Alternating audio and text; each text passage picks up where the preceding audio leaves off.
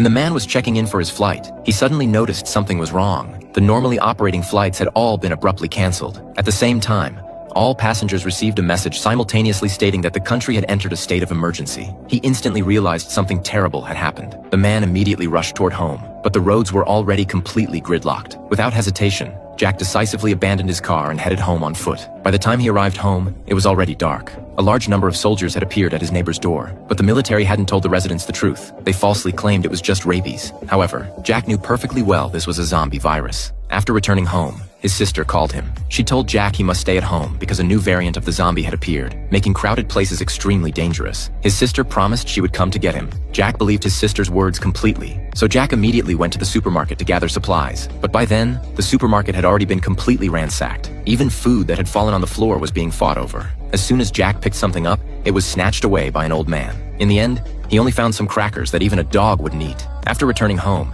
Jack immediately sealed the doors and windows and drew the curtains. By this time, the military had begun evacuating residents. Soon there was knocking at his door. Jack quickly hid in a corner, not daring to make the slightest sound. Fortunately, unable to open the door, the police outside could only turn and leave. 10 days passed quickly. The entire city had been completely abandoned by the government, but Jack still hadn't received rescue from his sister. Even worse, due to the lack of signal, he had lost contact with her, and his food supplies were nearly depleted. Jack didn't want to sit around waiting for death. He immediately went out to search for supplies. Fortunately, the military had evacuated all the residents, so there was temporarily no sign of zombies in the entire city. Unfortunately, after searching for a long time, he found no supplies whatsoever. When Jack arrived at the next location, he unexpectedly discovered there were other people still there.